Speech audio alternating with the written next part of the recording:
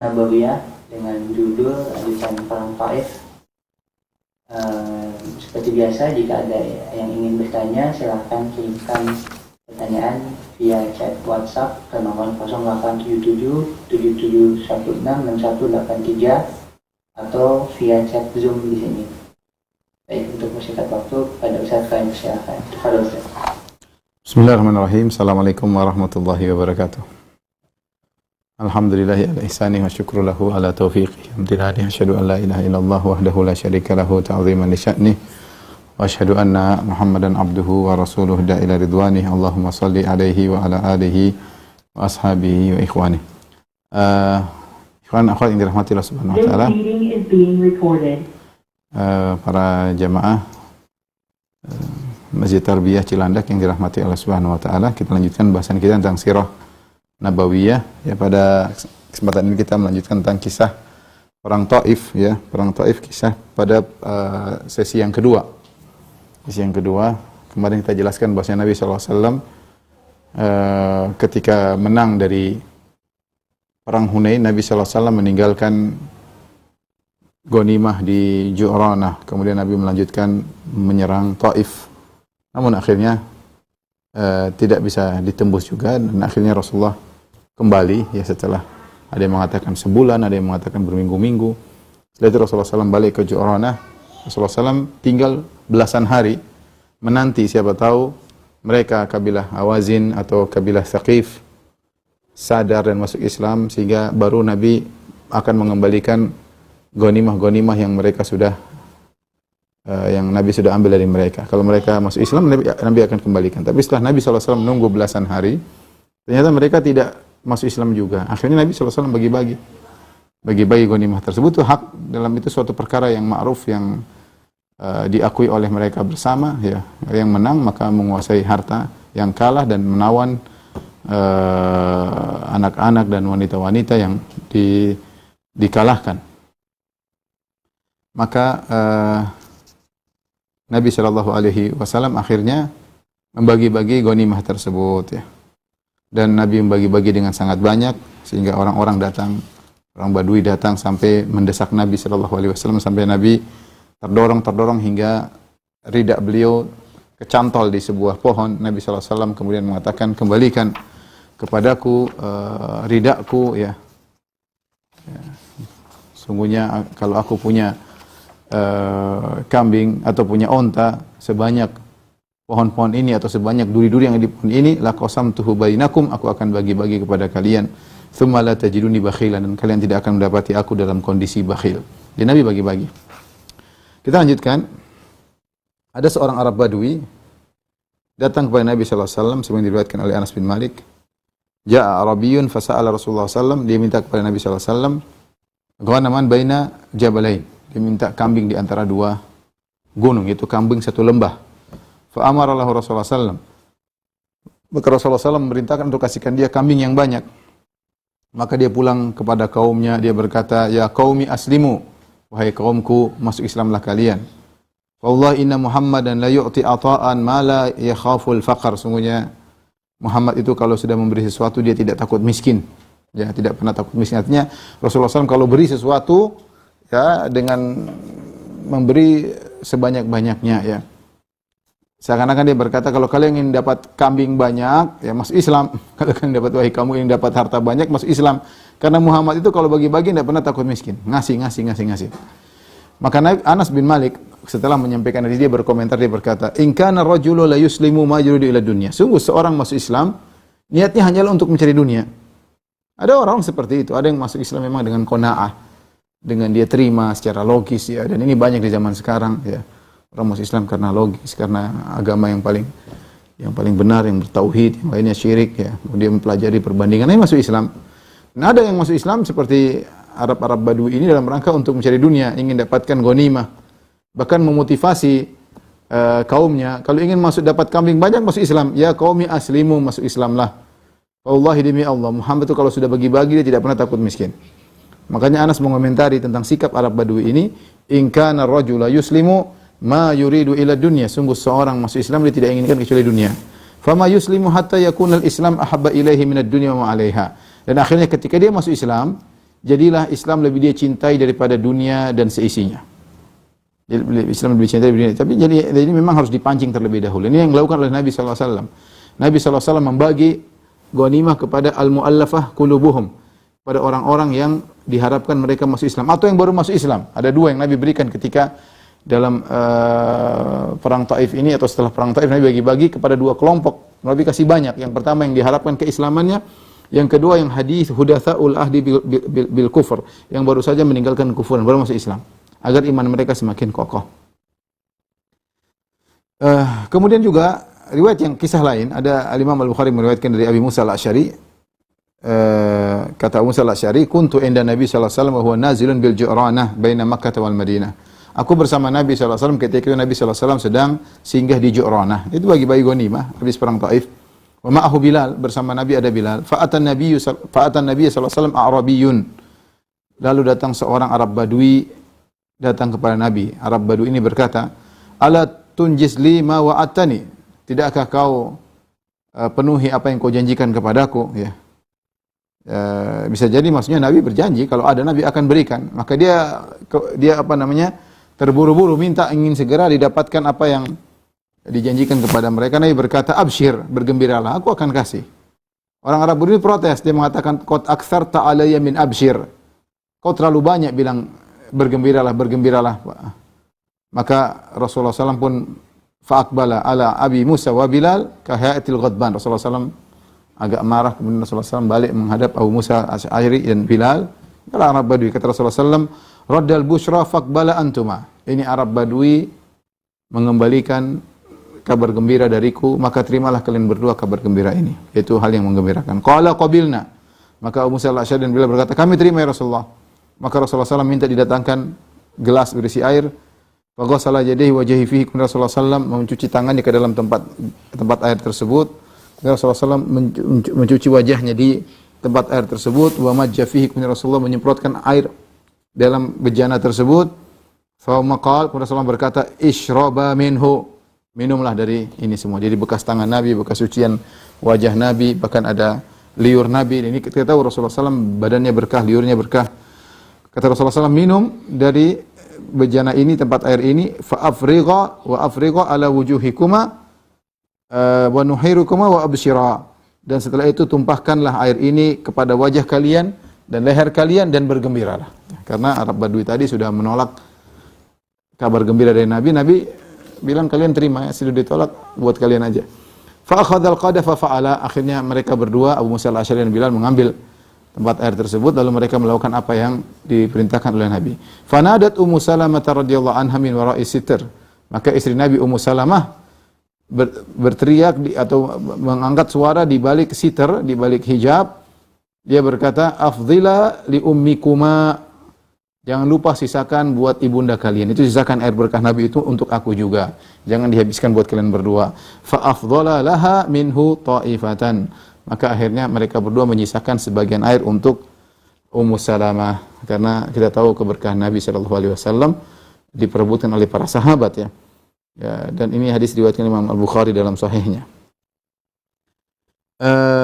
Kemudian di antara kejadian ketika Rasulullah SAW di Al-Ju'ranah, Rasulullah SAW memanggil Safwan bin Umayyah, atau setelah perang Taif selesai, Rasulullah SAW panggil Safwan bin Umayyah. Safwan bin Umayyah sudah kita jelaskan berulang-ulang. Dialah yang sangat dendam kepada Nabi. Bapaknya Umayyah bin Khalaf, majikannya Bilal yang dibunuh oleh Bilal setelah perang Badar. Makanya dia dendam kepada Nabi. Dia termasuk pemimpin besar dan dia punya alat perang yang banyak. Dan sebelumnya dia ingin kabur, tapi setelah Nabi menaklukkan kota Mekah, dia ingin kabur. Kata Nabi, tidak apa-apa tinggal di Mekah, tidak harus masuk Islam. Tidak harus masuk Islam. Dan dia masih benci kepada Nabi. Ketika Nabi meminjam alat-alat perangnya, dia mengatakan, "Ya Rasulullah, ya Muhammad, ghasban anni, kau merampas atau kau pinjam." Kata Nabi, "Ini pinjaman yang akan dikembalikan. Saya pinjam aja buat perang." Dan sudah kita jelaskan, dia sangat benci kepada Nabi SAW, tetapi Rasulullah SAW memberikan dia 100 ekor onta sampai 3 kali. 100 ekor onta, 100 ekor onta sampai 3 kali. Akhirnya dia orang yang paling dicintai oleh Nabi SAW. Ternyata setelah perang selesai, Nabi ingin mengembalikan alat-alat perangnya, baju-baju perangnya. Ternyata sebagian yang hilang. Maka Nabi berkata kepada Safwan bin Umayyah, inna qad faqadna min adra'ika adru'an fahal nagrom alaka. Ya Safwan, sungguhnya kami kehilangan sebagian alat-alat perang yang kami pinjam darimu. Apakah ini menjadi tanggungan kami berhutang kepadamu? Kata dia, la ya Rasulullah. Dia sudah masuk Islam, kayaknya dia berkata, biasanya dia mengatakan la ya Muhammad. Kali ini dia mengatakan la ya Rasulullah. Tidak Rasulullah. Li'anna fi qalbil yawm ma lam yakun yawma idzin. Sekarang pada hatiku ada sesuatu yang tidak terdapat pada waktu yang dulu, ya. Hadisnya riwayat Abu Daud dengan sanad yang hasan. Artinya dia sudah sangat mencintai Nabi sallallahu alaihi wasallam sampai ada barang-barang pinjaman yang dipinjamkan oleh Nabi hilang, dia tidak menuntut. Kemudian Rasulullah sallallahu alaihi wasallam ketika melihat ghanimah ada harta, ada alat-alat perang, ada emas, ada perak, ada onta-onta, ada kambing-kambing. Demikian juga di antara ghanimah ada sabaya, yaitu wanita-wanita tawanan perang, ya. Dan sebagaimana hukum yang berlaku bahwasanya wanita-wanita perang yang ditawan dijadikan budak dan boleh digauli, digauli. Tapi ada aturannya. Kata Rasulullah SAW, ketika banyak wanita yang ditawan, maka Rasulullah SAW berkata, menyuruh seorang untuk beri pengumuman, la tuta'ul hubla hatta tada' wala ghairu dzati hamlin hatta tahidha haidatan. Tidak boleh di antara wanita tawanan, ya, tidak boleh ada yang digauli kalau dalam kondisi hamil sampai dia melahirkan. Tidak boleh ada wanita yang dalam kondisi hamil tawanan digauli sampai dia melahirkan. Demikian juga kalau ada wanita yang tidak hamil, maka tidak boleh digauli sampai dia haid sekali. Sampai dia haid sekali. Hadis riwayat Al-Imam Ahmad. Dan kita tahu hukum perbudakan bisa terjadi ketika terjadi peperangan, ya. Ketika terjadi peperangan, ya. Ini perbudakan yang mungkin terjadi, ya. Adapun orang merdeka ditangkap, ini tidak boleh. Peperangan ada dua pilihan, mati atau diperbudak, ya. Dibunuh boleh, diperbudak. Kalau ditawan jadi budak. Ini boleh dan ini berlaku sampai hari kiamat, ya. Adapun kalau sama-sama sepakat, ini kan kesepakatan. Seandainya sepakat bahwasanya tawanan perang tidak diperbudak, boleh-boleh saja kalau sepakat di antara perjanjian di antara negara-negara misalnya, atau kalau ada tawanan harus dibebaskan, itu terserah. Tapi kalau hukum asal, orang yang kalah dalam peperangan, kemudian wanita-wanita tersebut dibawa dalam peperangan, boleh diperbudak, dan budak boleh digauli. Tapi Nabi SAW sudah jelaskan, kalau masih hamil maka tidak boleh digauli kecuali sampai melahirkan. Adapun yang tidak hamil maka boleh digauli kalau sudah haid sekali. Al-Imam Muslim meriwayatkan dari Abu Sa'id Al-Khudri, beliau berkata, anna Rasulullah SAW yauma Hunain ba'atha jaysan ila Autas falaqaw aduwan faqatalahum fadhaharu alaihim wa asabu lahum sabaya. Rasulullah SAW ketika perang Hunain, Rasulullah SAW mengirim pasukan ke lembah Autas dan akhirnya terjadi peperangan, dan akhirnya Rasulullah SAW menang melawan mereka dan mereka mendapatkan tawanan-tawanan wanita. Faka'anna nasan min ashabi Rasulullah SAW taharraju min ghasyayanihinna min ajil azwajihinna minal musyrikin.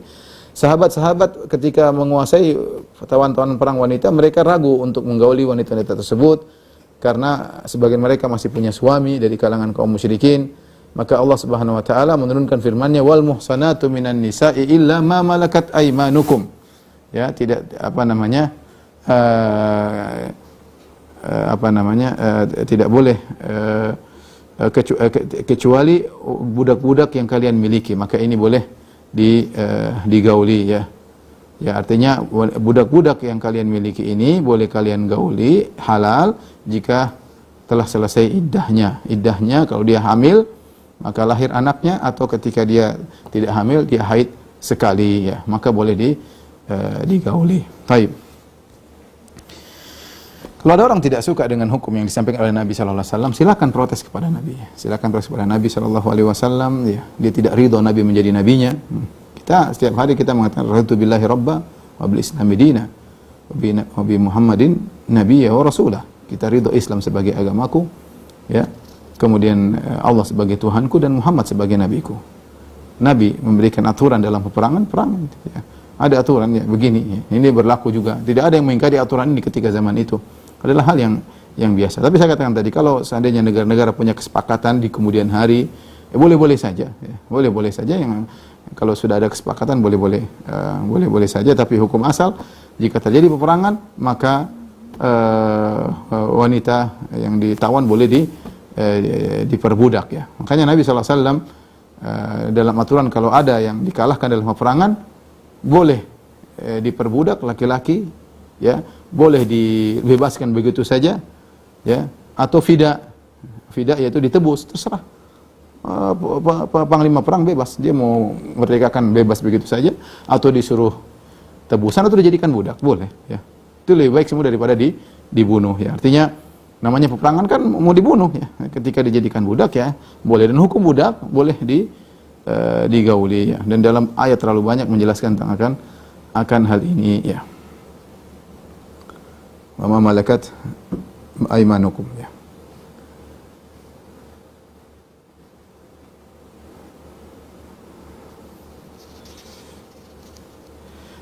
Kemudian ada kisah Dzul Khuwaisirah At-Tamimi, yaitu cikal bakal Khawarij, ya. Ada seorang di Arab Badui yang dinamakan Dzul Khuwaisirah At-Tamimi, namanya Hurqus bin Zuhair As-Sa'di. Dia protes terhadap pembagian Rasulullah SAW, karena Rasulullah bagi memang tidak seperti yang mereka lihat sebelumnya. Rasulullah SAW benar-benar royal, tapi yang diberikan adalah dua model orang yang paling banyak Rasulullah berikan, yaitu yang diharapkan masuk Islam atau yang baru masuk Islam. Itu yang Nabi SAW royal memberikan kepada mereka.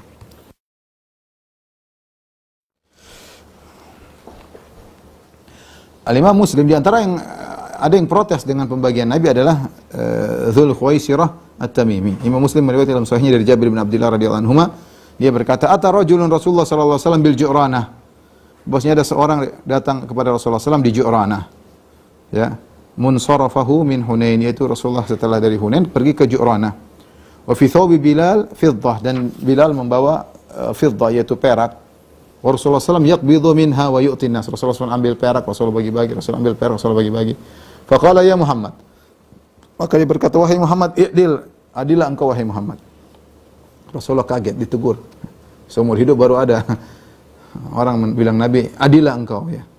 Maka Rasulullah berkata sallallahu alaihi wasallam, wa ilaka wa man ya'dil idza lam akun a'dil. Siapa lagi yang adil kalau aku tidak adil? Laqad khibtu wa khasirtu illam a'dil. Sungguh aku merugi dan merugi jika aku tidak adil. Ya, kalau Nabi tidak adil, terus siapa lagi yang mau adil? Dia utusan Allah. Wa ma yantiqu 'anil hawa. Rasulullah SAW tidak berbicara dengan hawa nafsunya, in huwa illa wahyu yuha. Tapi wahyu diturunkan kepadanya. Kalau Nabi yang dapat wahyu tidak adil, terus siapa lagi yang mau adil? Wa man ya'dil idza lam akun a'dil. Kalau aku tidak adil, terus siapa lagi yang mau lebih adil dariku? Umar marah ketika itu. Umar berkata, ya Rasulullah, da'ni aqtulu hadzal munafiq. Ya Rasul, biarkan aku penggal orang ini, orang munafik ini. Rasulullah SAW berkata, ma'adallah an yatahaddatsan nasu anni aqtulu ashabi. Aku berlindung kepada Allah, jangan sampai demikian wahai Umar. Kalau kau melakukannya, nanti orang-orang akan mengatakan Muhammad membunuh sahabatnya sendiri. Inna hadza wa ashabahu yaqra'una al-Qur'an. Sungguhnya orang ini dan pengikutnya akan baca Al-Qur'an. La yujawizu hanajirahum, tidak akan melewati kerongkongan mereka. Yamruquna minhu kama yamruqus sahmu minar ramiyah. Mereka akan keluar dari Islam sebagaimana anak panah yang keluar dari hewan buruan. Ya. Jadi sini Rasulullah SAW ini orang zahirnya Muslim, ya. Orang munafik juga zahirnya Muslim, tidak boleh dibunuh. Ya. Meskipun hatinya kufur, tapi Rasulullah memperhatikan citra Islam. Rasulullah SAW memperhatikan citra Islam, jangan sampai orang-orang ngomong Muhammad membunuh temannya.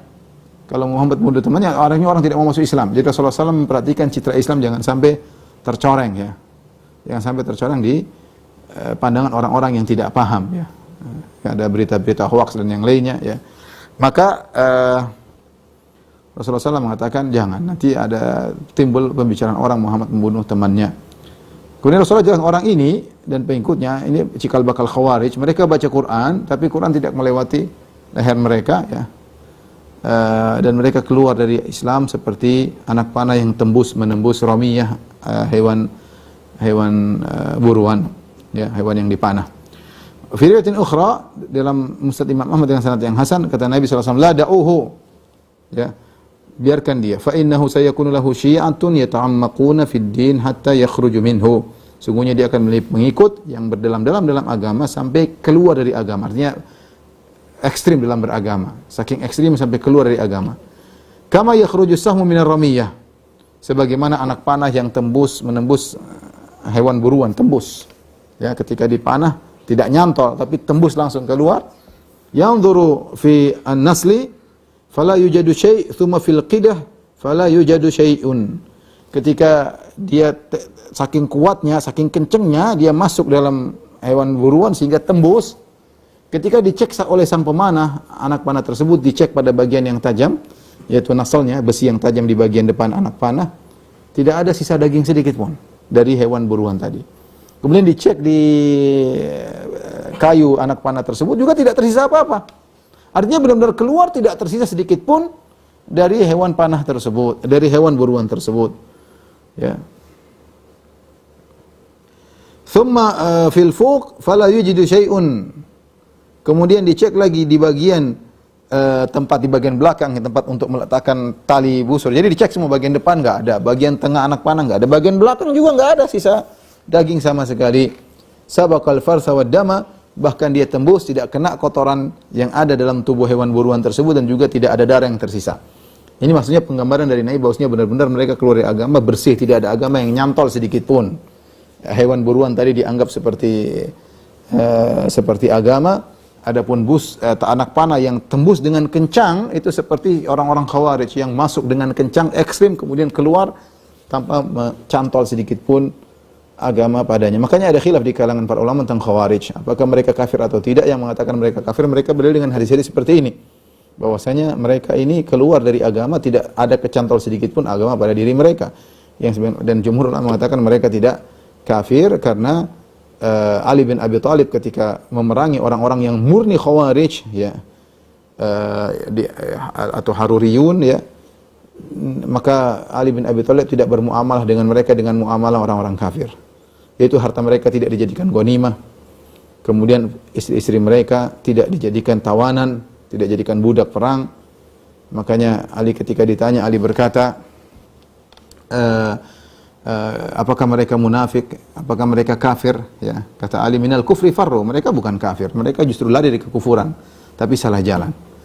Kemudian apakah mereka munafik? Munafiqun la yadhkurunallaha illa qalila. Orang munafik tidaklah menyebut Allah cuma sedikit, sementara mereka rajin beribadah kepada Allah Subhanahu wa taala. Kemudian Nabi Ali berkata, ikhwanuna bagaw alaina. Mereka saudara-saudara kita cuma membangkang kepada kami, maka kami perangi. Cuma membangkang kepada kami, maka kami perangi, ya. Jadi muncul pertama Dzul Khuwaisirah tatkala pembagian ghanimah di Ju'ranah setelah perang Hunain dan perang Taif, ya. Taib. Ketika Nabi SAW di Ju'ranah, datanglah Halimah Sa'diyah. Siapa Halimah Sa'diyah? Kalau kita kembali ke ini jilid keempat dari buku sirah, jilid pertama disebutkan bagaimana Nabi SAW tinggal di Halimah Sa'diyah sekitar 4 tahun, disusui oleh seorang ibu susuan namanya Halimah As-Sa'diyah. Halimah As-Sa'diyah dari kampung Bani Sa'ad di Taif. Ketika Nabi di Ju'ranah, maka datanglah ibu susuannya ini, datang, ya, kepada Rasulullah SAW dan Nabi sedang di Ju'ranah. Fa'akramaha Rasulullah SAW, maka Rasulullah SAW memuliakan ibu susuannya tersebut. Al-Imam Al-Bukhari meriwayatkan dalam Al-Adabul Mufrad dan Abu Daud serta Ibn Hibban meriwayatkan dalam sahihnya dengan sanad yang hasan dari Abu Tufail, dia berkata, ra'aitu Nabi SAW yaksimu lahman bil Ju'ranah wa ana yawma idzin gulamun ahmilu adwal ba'ir fa aqbalat imra'atun badawiyah. Aku melihat Nabi SAW membagi-bagi daging di Ju'ranah, yaitu lagi makan Rasul bagi daging. Dan saya itu ketika masih remaja, dan saya membawa anggota badan dari kambing itu dari onta bagi-bagi daging. Fa aqbalat imra'atun badawiyah, tiba-tiba datang seorang wanita badui, ya.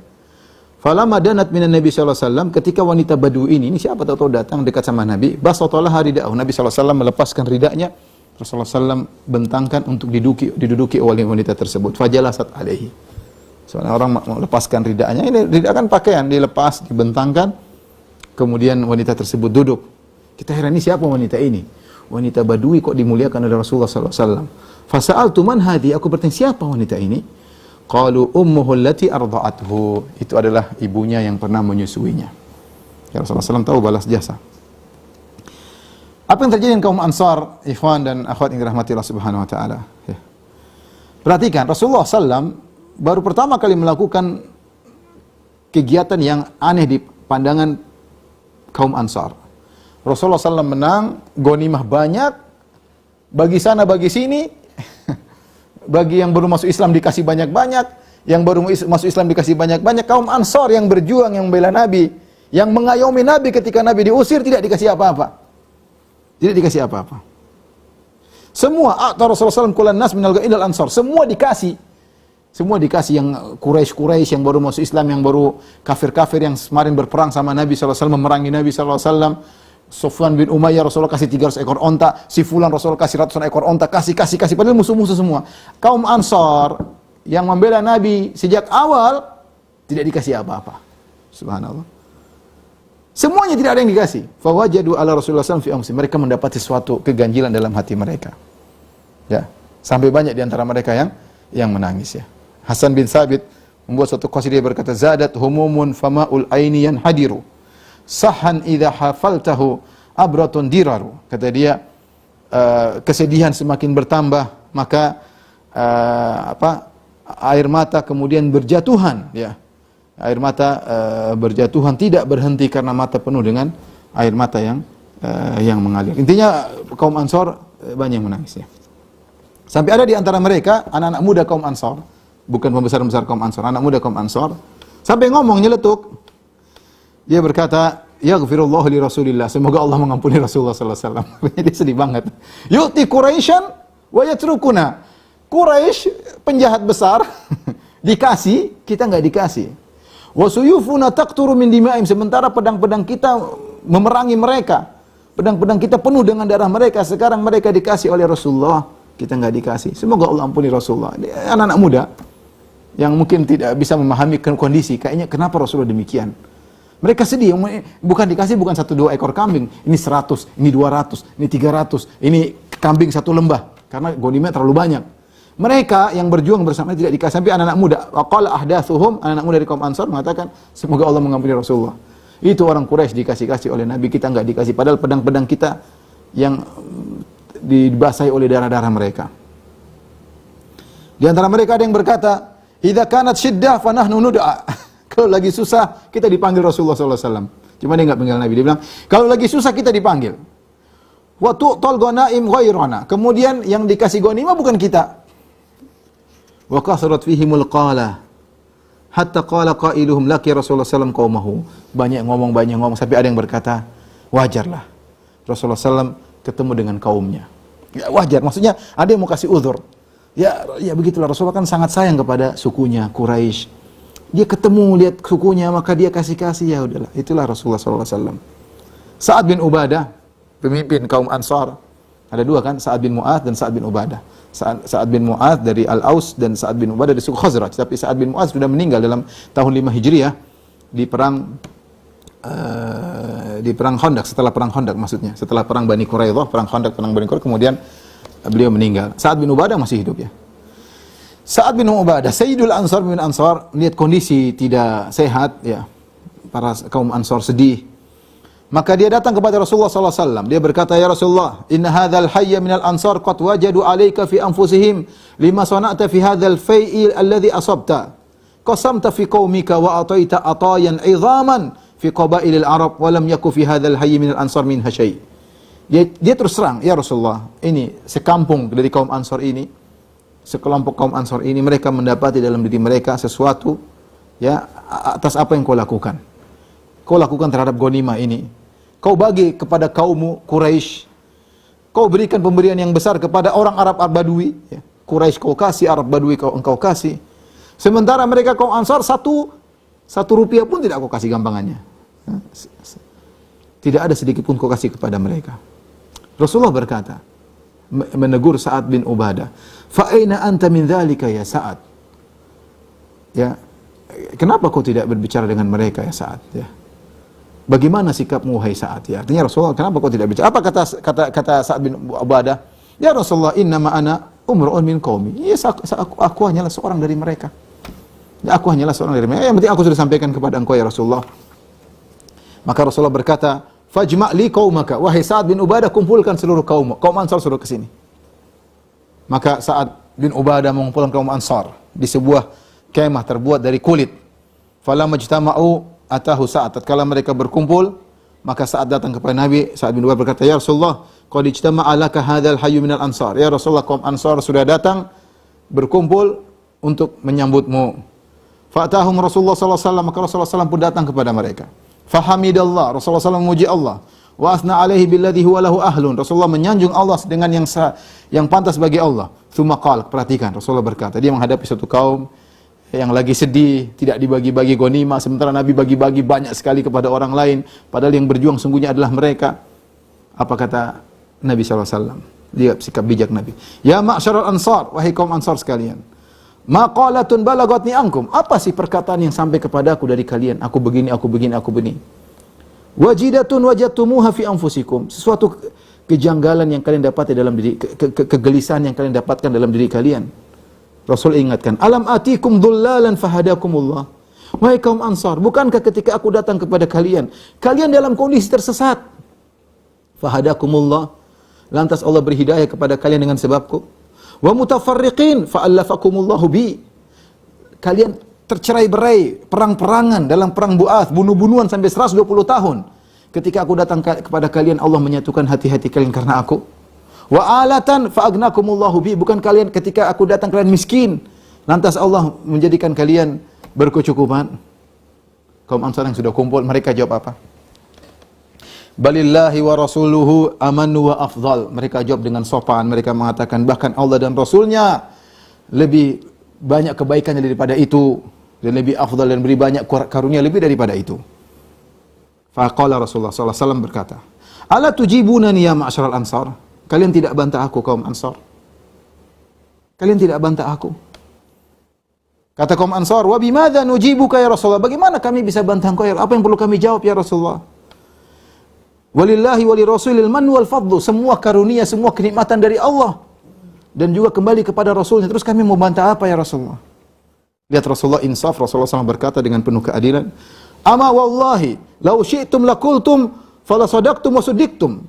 Demi Allah, wahai kaum Ansar, perkataanku tadi, bahwasanya bukankah kalian sesat aku datang kalian dapat hidayah, bukankah kalian dulu berperang aku datang kalian bersatu padu. Kalian bisa bantah sebenarnya, dan kalau kalian bantah perkataanku, sungguh kalian benar dan kalian akan dibenarkan. Kalian bisa bantah dengan berkata, Nabi diktekan kepada mereka, seandainya kalian bisa bantah aku, kalian bisa berkata, "Ataitana mukadzaban fasaddaqnak." Wahai Muhammad, kau datang kepada kami, kau didustakan oleh orang-orang, kami membenarkan engkau, wahai Muhammad. Bukankah Rasulullah kabur dari Mekah dalam kondisi didustakan oleh kaumnya, kaum Quraisy? Seandainya kaum Ansar menjawab, "Ya Rasulullah, kau datang kepada kami dalam kondisi kau didustakan dan kami membenarkan engkau." Makhdulan fa nasarnak, kau ditinggalkan oleh kaummu maka kami yang menolongmu. Wa taridan fa awainak, kau diusir dan kami yang mengayomimu. Wa ailan fa agnaiknak, dan kau datang dalam kondisi miskin lalu kami yang mencukupimu. Kalau kalian mau jawab, kalian tentu bisa. Dan kalau kalian jawab seperti itu, kalian benar. Tidak ada yang menyalahkan kalian. Kemudian Rasulullah berkata, "Awajidtum fi anfusikum ya ma'syaral ansar, fi lu'a'atin minad dunya." Apa kalian merasa gundah gulana, mengganjal hati kalian ya kaum Ansar, gara-gara cuma secercah dunia yang aku bagikan kepada mereka? Ta'allaftu biha qauman liyuslimu. Aku bagi-bagi dunia tersebut, secercah dunia kepada mereka agar mereka masuk Islam. Wa wakaltukum ila islamikum, dan aku serahkan kalian kepada Islam kalian. Afala tardawna ya ma'syaral ansar an yadhhaban nasu bisyati wal ba'ir wartaji'una bi Rasulillah fi rihalikum. Apa kalian tidak ridha wahai kaum Ansar, orang-orang pulang bawa onta, bawa kambing, kalian pulang ke Madinah bawa Rasulullah sallallahu alaihi wasallam, berjalan bersama kalian. Artinya Rasulullah mengatakan kalian gerundel gara-gara sedikit dunia yang aku bagi-bagi agar mereka masuk Islam. Mana yang lebih menyenangkan kalian? Kalian pulang bawa onta, bawa kambing, bawa dunia, atau pulang bawa aku kota Madinah? Walladzi nafsu Muhammadin biyadihi. Kata Rasulullah, demi zat yang jiwa Muhammad berada di tangannya. Laulal hijratu lakuntu umran minal ansar. Kalau bukan karena hijrah, saya Ansari, saya kaum Ansar. Cuma tidak bisa karena saya berhijrah dari Mekah menuju Madinah. Kalau bukan karena hijrah, tentu saya akan menjadi seorang Ansari. Walau salakan nasu syi'ban wasalakatil ansaru syi'ban la salaktu syi'bal ansar. Seandainya orang-orang berjalan melewati satu jalan di antara gunung-gunung dan kaum Ansar melewati jalan yang ini, aku akan berjalan bersama kaum Ansar. Rasulullah berkata, "Al-ansaru syi'arun wan nasu ditharun." Syiar itu pakaian yang menempel pada tubuh. Ya. Dithar adalah pakaian lapis kedua. Kata Rasulullah, al-ansaru syiar. Aku sangat dekat dengan kalian. Seakan-akan kalian adalah bajuku yang menempel di kulitku. Wan nas dithar. Adapun orang adalah level kedua. Ring dua, kalian ring satuku. Allahumma arhamil ansar. Ya Allah, rahmatilah kaum Ansar. Wa abna al-Ansar. Dan rahmatilah anak-anak kaum Ansar. Wa abna'il Ansar. Dan rahmatilah cucu-cucu Ansar. Fabakal Ansar. Kaum Ansar pun menangis ketika mendengar perkataan Nabi SAW. Hatta akhdalu lihahum. Sampai air mata menetes membasahi janggut-janggut mereka. Wa qalu, mereka berkata, radina bi Rasulillah qisman wa hadzan. Kami ridha dengan Rasulullah SAW. Kami ridha dengan pembagian Rasulullah SAW. Ini menunjukkan tentang kemuliaan kaum Ansar dan bagaimana Rasulullah tidak akan melupakan kebaikan mereka. Ya. Benar Rasulullah SAW punya jasa, dengan Rasulullah mereka dapat hidayah. Benar dengan jasa Rasulullah mereka tadinya tercerai-berai, akhirnya bersatu padu. Tapi mereka juga punya jasa besar sama Nabi. Justru karena Nabi cinta kepada mereka, Nabi yakin mereka sudah beriman, tidak perlu dikasih-kasih. Yang perlu dikasih yang baru masuk Islam. Ya. Dan Rasulullah mengatakan, kalian akan pulang membawaku ke kota Madinah bersama Rasulullah sallallahu alaihi wasallam. Taib, inilah hikmah kenapa Rasulullah SAW memberikan kepada al-mu'allafatu qulubuhum, ya, orang baru masuk Islam, ya, di antaranya, ya, Rasulullah pernah berkata, inni u'ti qauman akhafu dhala'ahum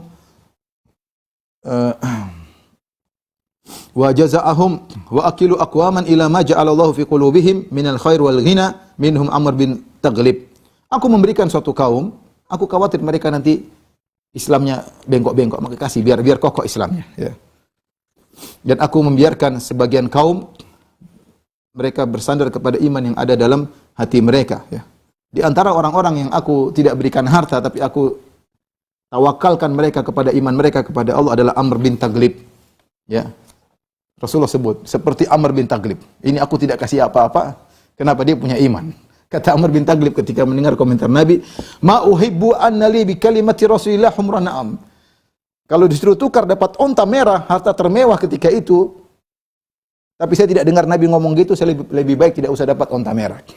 Artinya sekarang dia berkata, kalau kita zaman sekarang, saya lebih suka Nabi bilang saya, ini Amr bin Taghlib, saya tidak kasih harta karena ada imannya, itu lebih saya sukai daripada saya dikasih mobil Mercedes-Benz berwarna merah.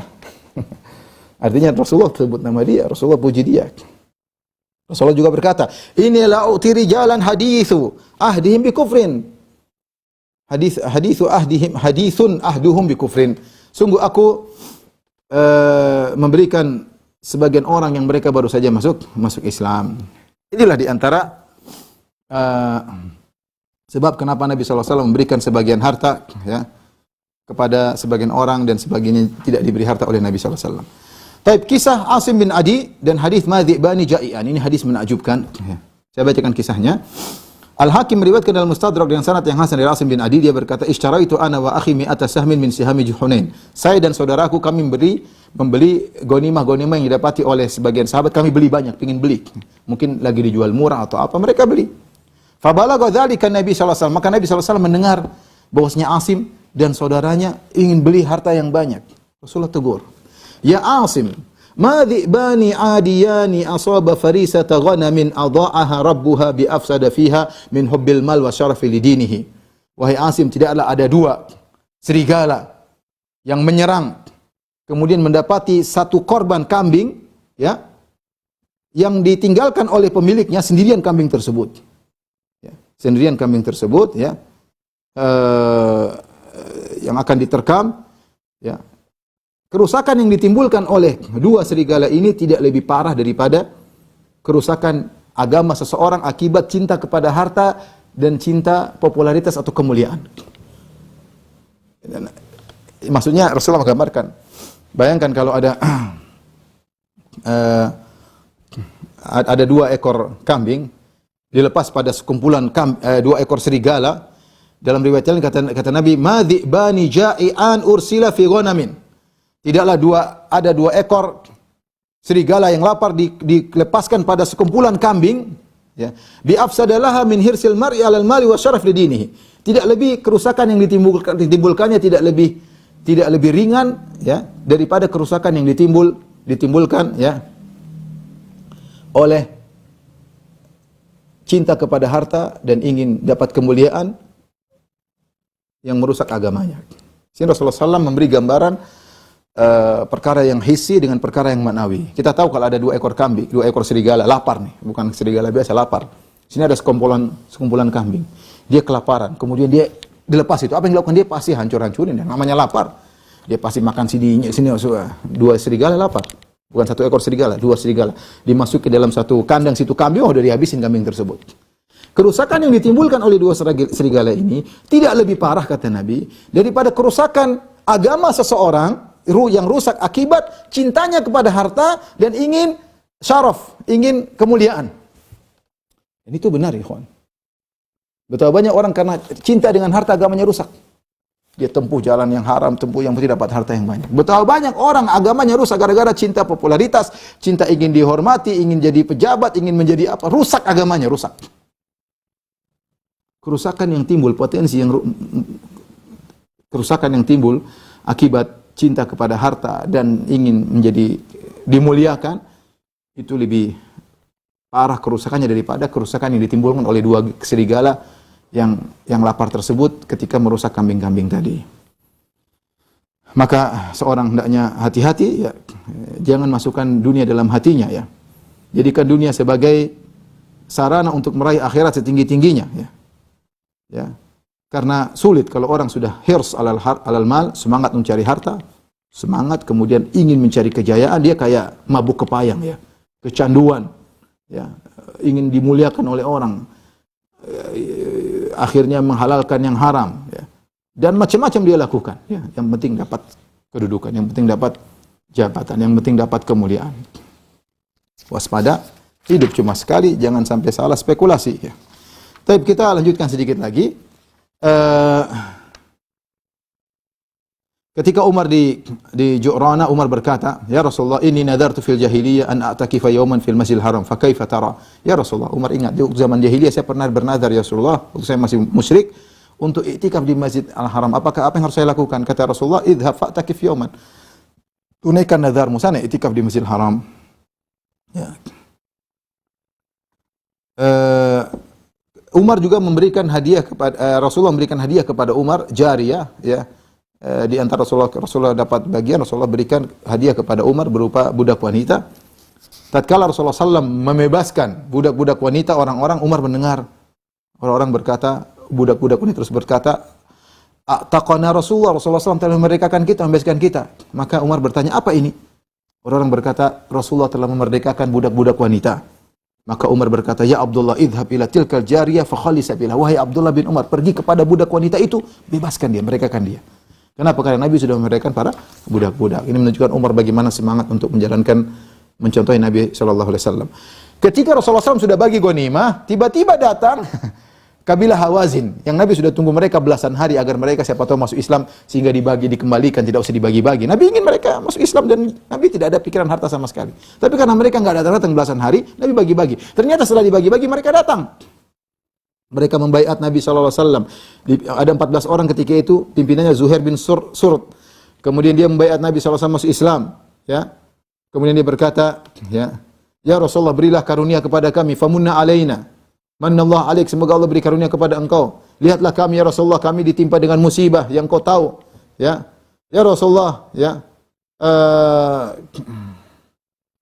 Kami hanyalah kami innama fil hadair ammatuka wa khalatuka. Ya Rasulullah, lihat di kampung kami di Taif. Yang ada di sana adalah tante-tantemu, bibi-bibimu, pengasuh-pengasuhmu. Karena Rasulullah SAW dulu tinggal di Taif.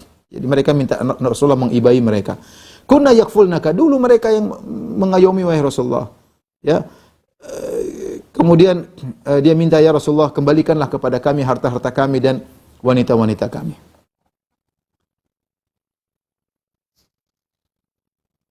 Rasulullah SAW berkata, ya, ma iman taraun ahab wa ahbul hadith ilayya asdaquhu. Kalian lihat yang tersisa padaku cuma ini saja, tidak ada yang lain. Saya sudah bagi seluruhnya. Terlambat kalian. Fakhtaru ihda ta'ifatain. Kalian ingin apa? Wanita-wanita saya kembalikan atau harta? Wa qad kuntu ista'naitu bikum. Saya sudah tunggu kalian lama. Kalian baru datang sekarang. Rasulullah SAW menunggu mereka belasan hari, ya. Namun ternyata mereka datang belakangan. Akhirnya mereka berkata, "Nakhtar sabyana." Ya Rasul, kami pilih wanita-wanita kami yang kau tawan. Maka Rasulullah SAW mengatakan, apa yang aku miliki dari tawanan-tawanan wanita dan apa yang dimiliki oleh anak-anak Abdul Muttalib, ambil buat kalian seluruhnya. Ya. Kemudian Rasulullah kembalikan. Ya. Dan Rasulullah SAW memotivasi para sahabat yang sudah terlanjur mendapatkan ghanimah. Kata Rasulullah SAW, "Amma ba'du fa inna ikhwanakum qad ja'u ta'ibin." Wahai para sahabatku, sungguhnya teman-teman saudara-saudara kalian telah datang bertobat. Wa inni qad ra'aitu an aruda ilaihim sabyahum. Dan aku lihat aku kembalikan tawanan-tawanan mereka. Ya. Akhirnya Rasul berkata, apa yang aku miliki dan dimiliki oleh putra-putra Abdul Muttalib, maka semuanya dikembalikan kepada kalian. Maka kaum Muhajirin berkata, apa yang kami miliki, budak-budak yang memiliki kami kembalikan kepada Rasulullah SAW. Ya, kami kembalikan kepada kabilah Hawazin. Adapun Arab Badui seperti Uyainah bin Husn dia mengatakan, adapun yang kami miliki kami enggak, tetap buat kami. Aqra bin Habis berkata, adapun budak yang kami miliki kami enggak akan kembalikan. Adapun Rasulullah dan para Muhajirin mengembalikan seluruhnya kepada kabilah Hawazin. Adapun kaum Ansar mereka tidak punya apa-apa.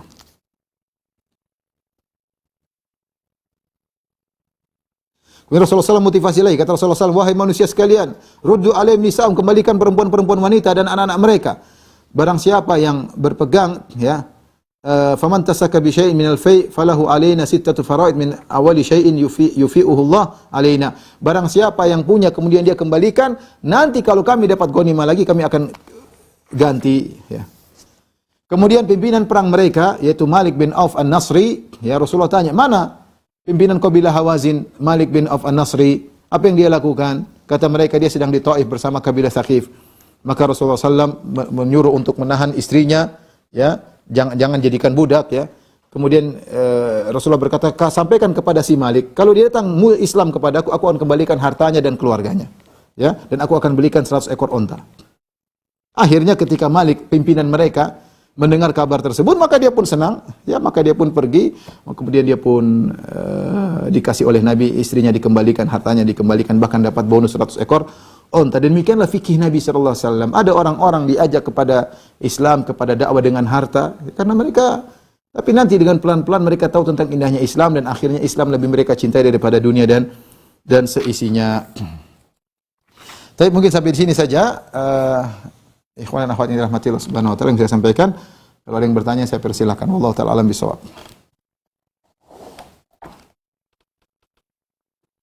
Jazakallahu khairan Ustaz atas pemaparan materinya. Sudah ada beberapa pertanyaan. Anda bacakan dulu dari penanya di Zoom Ustaz. Dari Ummu Tariq. Assalamualaikum. Ustaz, seandainya terjadi peperangan antara muslim dan kafir di zaman sekarang, apakah tawanan perang orang kafir bisa menjadi status budak sebagaimana di zaman Nabi SAW, Ustaz? Jazakallahu khairan. Iya, syariat ini tidak berubah. Syariat berlaku sampai hari kiamat. Cuma saya katakan kembali kepada sang panglima. Kalau dia orang yang ditawan, sang panglima boleh memilih 3 pilihan. Boleh dijadikan budak, boleh dia bunuh, boleh dijadikan budak, boleh dibebaskan dengan bersyarat, suruh bayar tebusan, boleh dibebaskan tanpa bersyarat, terserah, ya. Seandainya sang panglima mengatakan sekarang tidak pantas kita perbudak, udah kita bebaskan saja, terserah juga. Tapi kalau boleh diperbudak, boleh. Ya, karena namanya perang, kalau enggak ya dibunuh, ya, daripada dibunuh dibiarkan hidup jadikan budak, ya. Ya kalau mereka masuk Islam, ya lain hal, mungkin dibebaskan, mungkin apa, terserah. Ya tapi intinya hal itu boleh dilakukan, ya. Jangan sampai ada yang berkata, lihatlah bagaimana yang dilakukan oleh misalnya ISIS dan yang lainnya. Mereka salah praktek, yang mereka perangi bukan orang kafir, yang mereka perangi orang Islam sendiri. Khawarij jangan dijadikan sebagai alasan untuk kemudian memansuhkan hukum ini. Hukum ini berlaku, ya. Hukum ini berlaku kalau terjadi perang, benar-benar perang, ya. Namanya kita kalau namanya perang terjadi, ya. Kalau nggak membunuh, dibunuh, itu yang terjadi. Dan boleh kemudian wanita diperbudak, yang kalah diperbudak. Wallahu a'lam bishawab. Tetapi tadi lihat bagaimana Nabi SAW. Nabi SAW meskipun itu secara syariat boleh, tapi Nabi SAW menganjurkan untuk dimerdekakan. Rasulullah SAW disuruh berbuat baik kepada mereka, kepada para tawanan, dan banyak kebaikan-kebaikan yang dilakukan oleh Nabi SAW yang diajarkan kepada kaum muslim. Baik, ada lagi yang bertanya? Ada lagi Ustaz. Bismillah, semoga Allah menjaga Ustaz Firanda. Izin bertanya kepada Ustadz, untuk pendapat yang mengatakan bahwa Khawarij tidak kafir, bagaimana tafsir perkataan Nabi SAW yang artinya mereka keluar dari agama, Ustadz? Iya. Maksudnya mereka benar-benar itu maksudnya keluar, tapi dengan keluar yang sangat besar, ya, itu artinya perbuatan mereka sangat berbahaya, benar-benar iman mereka benar-benar hancur, tapi tidak sampai kafir. Karena kita akhirnya menafsirkan demikian, lihat praktek para sahabat. Para sahabat tidak mengkafirkan. Para sahabat lebih ngerti tentang sabda Nabi Shallallahu Alaihi Wasallam, sehingga pendapat yang lebih kuat bahwasanya mereka tidak kafir, karena mereka tidak terjerumus dalam kekufuran. Mereka beribadah kepada Allah, mereka tidak musyrik, hanya mereka ekstrim dalam mengkafirkan orang lain. Mereka ekstrim dalam mengkafirkan orang lain. Ya, wallahu alam bisawab, artinya mereka benar-benar benar-benar meninggalkan iman, ya, dan bahaya, dosanya sangat besar. Ini sama seperti sabda Nabi SAW misalnya, la yazni zani hina yazni wa huwa mu'min. Tidaklah seorang pezina ketika berzina dalam kondisi beriman. Padahal dia beriman, tapi imannya sudah sangat lemah sampai Nabi mengatakan seakan-akan dia tidak beriman. Wala yasriku sari hina yasriku wa huwa mu'min. Tidaklah seorang pencuri ketika mencuri dalam kondisi beriman. Padahal kita tahu orang mencuri tidak kafir, makanya dipotong tangan. Orang pezina juga tidak kafir, makanya bisa jadi kalau belum menikah didera, kalau sudah menikah dirajam. Tapi Rasulullah mengatakan ketika sedang berzina tidak beriman. Artinya benar-benar imannya hampir hilang, tapi dia masih beriman. Sama dengan Khawarij. Khawarij ketika sikap dia membunuh kaum muslimin, mengkafirkan kaum muslimin, dosa sangat besar. Karena bagaimana menumpahkan darah seorang muslim? Mengkafirkan saja dosa besar, apalagi menumpahkan darah. Orang Khawarij itu bukan sekadar teori, dia praktek.